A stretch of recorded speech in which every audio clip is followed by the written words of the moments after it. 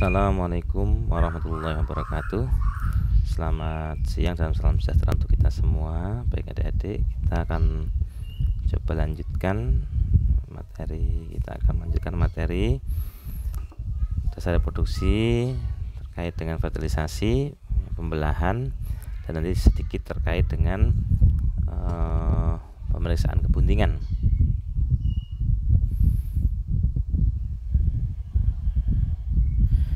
Fertilisasi merupakan fusi antara gamet jantan dan betina hingga terbentuk zigot. Sedangkan secara embriologi adalah pengaktifan ovum oleh spermatozoon sehingga ovum mengalami pembelahan atau cleavage, akhirnya terbentuk embrio. Sedangkan secara genetik, fertilisasi adalah penurunan faktor hereditas dari pejantan ke dalam ovum. Proses fertilisasi tahapannya adalah di mana spermatozoon menetrasi kumulus dan korona radiata dan sel menusuk zona pellucida. Spermatozoon menetrasi zona pellucida dan fusi menjadi satu persatu dengan membran fetilin, maka akan terbentuk reaksi zona. Kemudian spermatozoon masuk ke dalam sitoplasma oosit, terjadi fetilin block. Fetilin block ini yang kemudian nanti akan menghambat sperma yang lain untuk bisa masuk. Spermatozoon kemudian sitoplasma mengerut, badan katup 2 ditekan ke ruang perivitelin, kemudian pronuklei jantan dan betina dan ini menyebabkan singgami, penyatuan jadi zigot dan fertilisasi selesai. Beberapa ilustrasi tahapan dari fertilisasi. Jadi dari luar ini banyak spermanya, paling tidak ada 3, kemudian 2, dan akhirnya hanya 1 Masuknya spermatozoon ke dalam ovum ini tahapannya menembus massa kumulus. Untuk bisa menembus massa kumulus ini diperlukan enzim hyaluronidase. Enzim ini dimiliki oleh sperma setelah terjadinya kapasitasi atau lepasnya tudung akrosom. Karena enzim hyaluronidase ini mampu melarutkan asam hyaluron pada massa kumulus. Kemudian sperma mampu menembus zona pellucida. Ovum ini mempunyai zat fertilin, bereaksi dengan spermatozoa, terjadi aglutinasi dan sehingga spermatozoon ini sukar menembus zona pellucida. Tetapi dengan spermatozoa yang telah berkapasitasi terjadi reaksi akrosin, maka spermatozoa ini mempunyai enzim hyaluronidase sehingga mampu menembus zona pellucida. Bentuklah reaksi zona. Kemudian spermatozoon ini mengalami fusi dengan fetilin membran, masuk ke ruang perivitelin, terjadi fagositosis, masuk ke dalam sitoplasma dan terjadi fetilin block. Enzim hyaluronidase ini ada pada bull atau pejantan daripada sapi. Sedangkan arisulfatase ini pada pejantan babi. Spesifik sperm receptor di zona pellucida ini ada glikoprotein. Nanti ada zona pellucida 1, 2, dan 3. Reaksi akrosom ini merilis zona lisin. Zona pellucida membentuk fetilin membran. Pada mammalian akrosom ini enzim hyaluronidase ada proakrosin, akrosin, esterase, fosfolipase, A2, asid fosfatases, aryl-suspatases, asid proteanesis. Ini spermatozoa menembus zona pellucida. Millions of sperm are inseminated in the order to fertilize only one oocyte. Jadi berjuta daripada spermatozoa ini diinseminasikan, tetapi hanya untuk memfertilisasi satu oosit. Ini polispermi atau supernumeri. Polispermi itu lebih dari satu sperma yang masuk ke dalam ovum. Ini terjadi meningkat persentasenya apabila jumlah spermatozoa banyak di sekitar ovum. Ovum yang tua mengurangi ketahanan zona dan fetilin, maka bisa memungkinkan terjadi polispermi. perkawinan yang terhambat, ya, maksudnya ovumnya tua. 30 nukleus dari jantan polisperma ya. 30 nukleus dari betina digini karena gagalan pembentukan polar body. Pada waktu singgami ketika pronuklei akan membentuk 3 kelompok kromosom yang bersatu. Ya, ini kemudian embrionya triploid, tapi biasanya terjadi kematian. Ya. Tapi kalau polispermi atau supernumeri ini sampai bisa berlanjut, ya, maka bisa menyebabkan zigotnya menjadi abnormal. Partenogenesis, genogenesis, dan androgenesis. Partenogenesis adalah ovum yang diaktifkan oleh faktor lain selain oleh spermatozoa. Genogenesis ovum yang diaktifkan oleh spermatozoon, tetapi spermatozoa tidak ikut dalam proses fertilisasi. Androgenesis ovum diaktifkan oleh spermatozoon, tetapi ovum tidak ikut ambil bagian dalam proses fertilisasi. Pada kejadian di atas hanya terbentuk 1 pronukleus, sedangkan embrio yang terbentuk adalah haploid. Maka kemudian biasanya segera mati. Effect of age of the ovum on fertility in cattle. Ini pengaruh daripada umur ovum terhadap fertilitas, proses fertilisasi pada sapi bisa dilihat. Ini 2-4 jam setelah artificial insemination. Oke, jadi semakin ke bawah ternyata semakin lama, tapi ini bisa kita lihat persentasenya, ya. Fertilisasi 2-4 hari kira-kira di 6-8 jam, ya, itu 75%. Embryonic development, ini perkembangan embrio, days after ovulation, jadi hari setelah ovulasi. Ini dari 2 sel, 4 sel, 8 sel. Pada sapi di 1 hari atau setengah hari jadi 4 sel, 3 hari sudah 8 sel, 7-8 hari blastosit, dan hatchingnya 9-11 hari.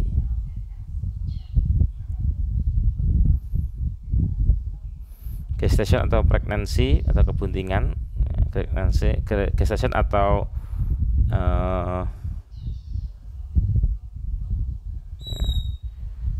pregnancy, periode waktu sejak terjadinya fertilisasi sampai dengan saat melahirkan, ya, pada sapi sekian, ya, 281 hari. Domba, kuda, dan babi. Anak betina kembar kebuntingan lebih pendek, ya.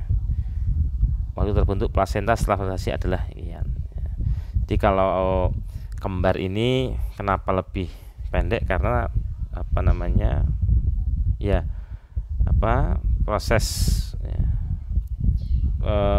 dari uterus ada kontraksinya itu menjadi lebih sensitif deh. Jadi bagi yang mungkin diberi nanti dari adik-adik dikaruniai, ya, ada yang atau keluarga atau saudara dikaruniai, ya, kembar, itu harus ekstra hati-hati, ya. Lebih baik prioritas untuk calon babynya, sehingga diharapkan begitu sudah, ya, terbentuk ini diketahui, ya, babynya kembar, ya, kurangi aktivitas terutama di trimester akhir, karena bayi, kalau pada manusia bayi kembar saja itu pasti kecil-kecil, ya, size-nya atau berat badannya, body weight-nya, ya, berat lahirnya nanti rendah, ya. Apalagi kalau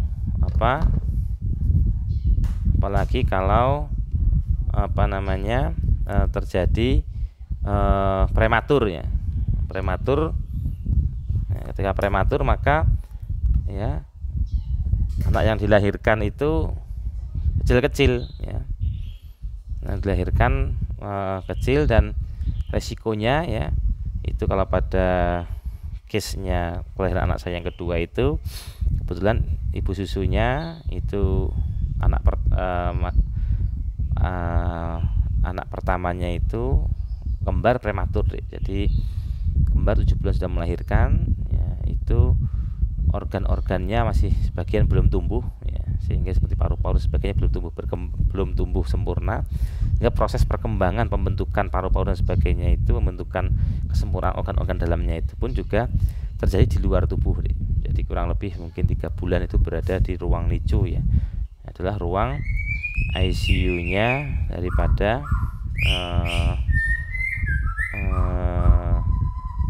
bayi seperti itu. Nah, ini tentunya tidak kita harapkan ya, karena aktivitas itu bisa menyebabkan juga kontraksi, terlebih bagi yang babynya kembar. Selama periode embrio pada babi dan kuda, embrio migrasi bebas dari kiri dan kanan, distribusinya sama antara kanan dan kiri. Pada sapi dan domba, transuterine migration of embryo is less than frequent than in mares. Frekuensinya lebih rendah dibanding pada kuda. Perkembangan konsepsi ada 3 periode. 1 pembelahan cleavage dari zigot menjadi, kemudian nanti 2 membelah jadi 4, 8, 16, 32 sel. Seterusnya dari morula sampai dengan blastosit. Sedangkan diferensiasinya ya, pembelahannya ini periode embrio dari germ layer, ectoderm, mesoderm, endoderm, extra embryonic membranes. Ini ada amnion, allantochorion, organ formation female, ini Mullerian duct pada female, dan pada male Wolffian duct. Saya kira di slide-nya dari Brawijaya kemarin sudah ada ya. Jika pertumbuhan growth periode fetus sampai di akhir diferensiasi sampai dengan kelahiran. Ini ya, saya katakan kenapa progesteron ini disebut sebagai hormon kebuntingan ya, karena progesteron ini mampu, yang pertama ya, menghasilkan yang progesteron ini dihasilkan oleh corpus luteum, ini mampu menyebabkan negative feedback ya, on the GnRH neurons of the hypothalamus ya. Sehingga dengan adanya negative feedback itu, maka GnRH tidak disekresikan atau kecil sekali disekresikan oleh hypothalamus ya. Therefore GnRH, LH, and FSH are suppressed and estrogen cannot be produced ya. Karena FSH-nya tidak disekresikan dari hipofisis anterior, maka menyebabkan tidak ada perkembangan folikel. Kalau tidak ada perkembangan folikel, kemudian estrogen tidak ya, disekresikan. Karena estrogen itu ya, ketika estrogen dalam darah tinggi, maka menyebabkan sex behavior ya, ternak itu menjadi ya sering bergerak ya, kalau bahasa Jawa bengak-bengok ya, berteriak-teriak ya, ini, dan ini juga akan berakibat terhadap, kalau itu terjadi nah, tentunya berakibat terhadap keamanan daripada buntingannya ya. Sehingga yang pertama adalah feedback negatif ini ya. Yang kedua, progesteron is also to decrease the number of GnRH receptors in the anterior pituitary, menyebabkan berkurangnya ya, reseptor daripada GnRH.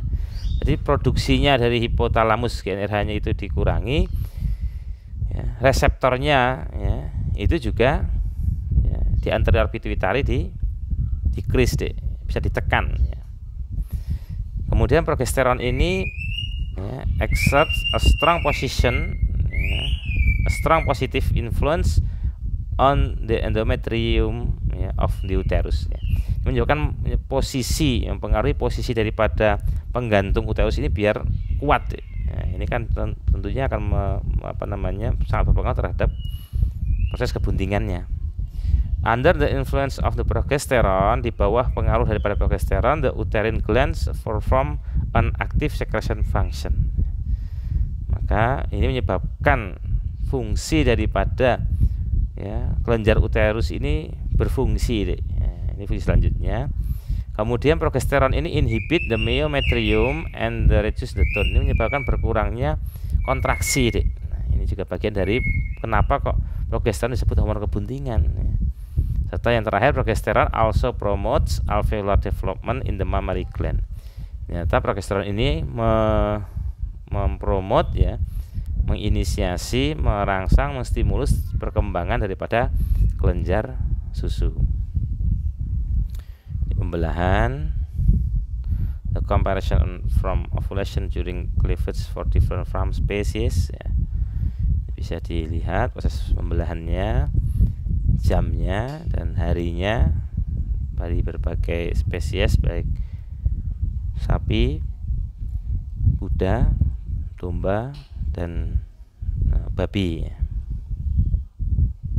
proses diferensiasi dari ektoderm, mesoderm, ya, endoderm. Perkembangan dari ektoderm, mesoderm dan endoderm. Ektoderm, central nervous system, sense organs, mammary glands, sweat glands, skin, hair, and hooves.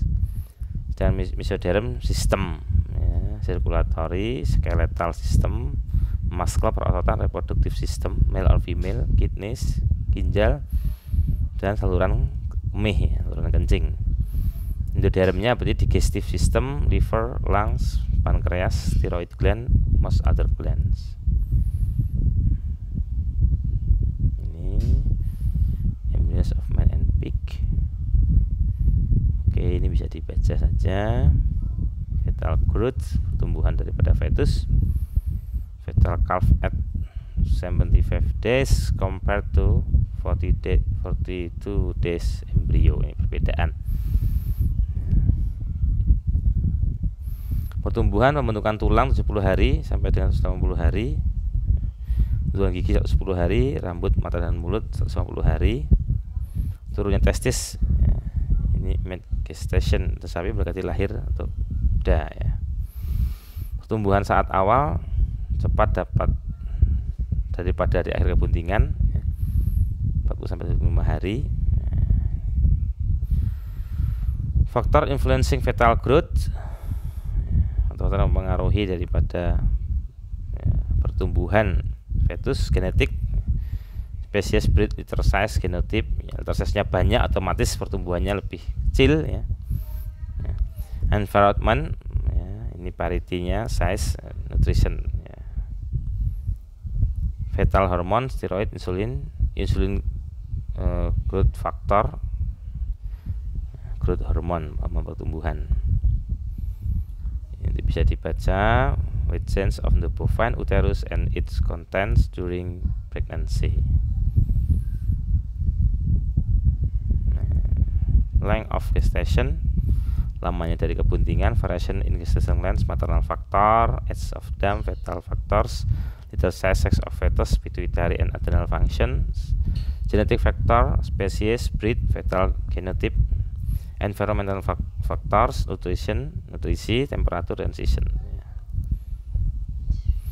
Hormon pregnancy, hormon kebuntingan, mRNAW, placenta, ya. Sedangkan cow, sow, and goat, corpus luteum, ini progesteron, uterus, dan pregnancy. Estrogen and related compound in the uterine during pregnancy.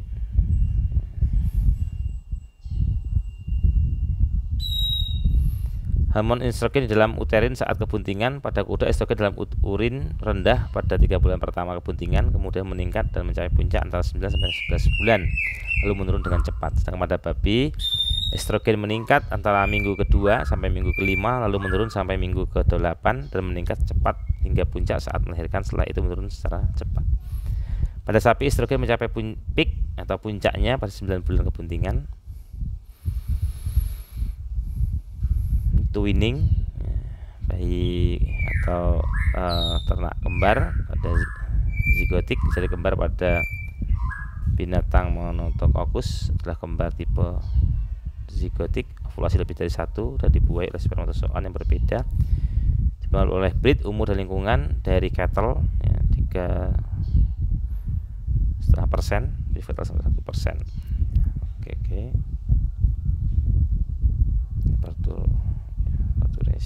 Posisi normal, juga bentuk posisi di dalam induknya.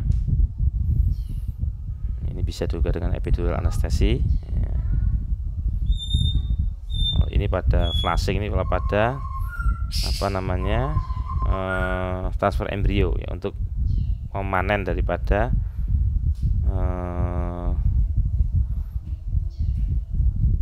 embrio.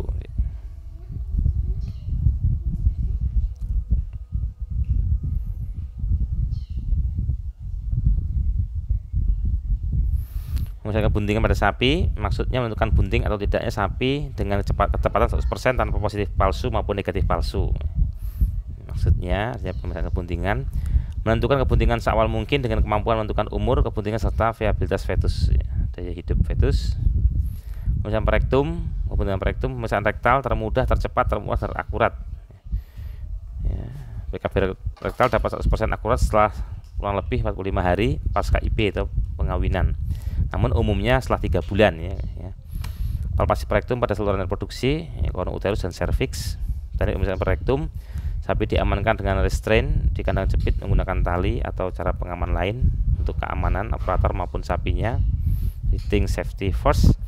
Operator menggunakan sarung tangan plastik panjang dilumasi secukupnya dengan menggunakan sabun mandi atau pelumas lainnya. Kuku operator harus sudah dipepat pendek dan dihaluskan. Masukkan tangan yang sudah diberi pelumas dalam bentuk kerucut, gerakan berputar dari kiri ke kanan pada saat mengawali lubang anus sphincter ani. Masukkan tangan melewati sphincter ani membutuhkan sedikit dorongan fisik ke arah depan. Sampai itu tunggu sampai tidak ada kontraksi. Rektum dalam keadaan relaksasi. Keluarkan feses yang ada secara pelan-pelan. Jadi bila ada kontraksi cukup kuat sampai punggung sapi melengkung ke dorsal ke belakang, upayakan untuk memijit tulang belakangnya hewan untuk mengurangi kontraksi rektum. Palpasi dimulai dari serviks kemudian ke depan ke koron uteri kanan dan kiri. Ini penampang lintang perut sapi dilihat dari depan. Perlu diperhatikan, memeriksa seluruh kornu uteri kanan dan kiri sebelum memberikan diagnosa bahwa sapi kosong tidak bunting. Harus dapat diraba satu dari tanda positif buntingan sebelum menyatakan bahwa sapi tersebut bunting. Kalau hasil pemeriksaan ragu-ragu, perlu dilakukan recheck beberapa minggu kemudian. Ada tanda-tanda bunting itu ada tanda-tandanya ya. Hindari keluaran diagnosa positif palsu maupun negatif palsu. Ini akan jelas akan merugikan. Tanda-tanda positif kebuntingan fetus, kotiledon korunkula, kantong amnion, serta selaput embrio atau fetus atau penggelinciran selaput embrio. Perhatikan pula diagnosa bandingnya. Tadi pemeriksaan kebuntingan muda, retraktus reproduksi pada kebuntingan muda, retraksi menarik ke arah atas ke belakang dimasukkan ke ruang pelvis, palpasi uterus, ada asimetri uterus mulai dari 35 hari kebuntingan. Jadi ketidaksimetrisan ukuran biasanya uterus kanan dan uterus kiri ya, di kornunya itu. Rasakan fluktuasi pada kornu uteri yang membesar, kantong amnion teraba seperti balon karet terisi air. Meraba kantong amnion dengan halus, rasakan penggelinciran selaput amnion, korpus luteum kebuntingan, gravidatum, jalannya besar, teraba, kornu uteri yang bunting, kotiledon korunkula muncul setelah kebuntingan 75 hari. Teknik pemeriksaan kebuntingan pada stadium lebih lanjut, status reproduksi sudah tidak dapat diretraksi. Fremitus desiran arteria uteri media yang mengalami hipertrofi. Arteria ini tergantung pada alat penggantung uterus. Desiran seirama dengan jantung, rabahan fetus atau bagian-bagiannya. Ya, ini ada balot teman dari fetus. Perkiraan umur kebuntingan ini bisa dilihat dari asimetri konus uteri, palpasi kantong amnion, penggelinciran selaput amnion, kotiledon atau korunkula, fetus, fremetus, letak fetus dalam uterus. Bunting 2 bulan, asimetri kornu uteri, kantong amnion sebesar telur ayam kampung, diameter 5 cm, penggelinciran selaput fetus bisa diretraksi dalam ruang pelvis. Sedangkan bunting 3 bulan sudah asimetri kornu uteri semakin jelas ya, antara kornu uteri kanan ataupun kiri ya. Nanti yang ipsilateral yang ada ya, embrionya berarti itu disebut ipsilateral ya. Berarti di kornu sebelah kanan sebelah kiri. Kantong amnion sebesar telur angsa ya, diameter 15 cm, masih bisa diretraksi, ditarik ke dalam ruang pelvis. Serviks mulai tertarik ke depan bawah, mulai teraba kotiledonnya. Bunting 4 bulan uterus semakin tertarik ke depan bawah, serviks terregang, bentuk memipih. Kantong amnion sebesar bola sepak, diameter 30 cm. Ini bisa dilihat bunting 6 bulan, uterus membesar, punggung uterus sudah diraba. Oke, bisa Anda perhatikan. Bunting 7 bulan, bunting 8 bulan itu sudah mendekatkan kaki serta moncong mengarah ke ruang pelvis. 9 bulan sudah masuk ruang pelvis, kepala dan kaki depan terdapat di depan serviks. Placentoma jelas teraba, diameter 5 cm, fremitus jelas teraba, uteran media kanan dan kiri. Oke.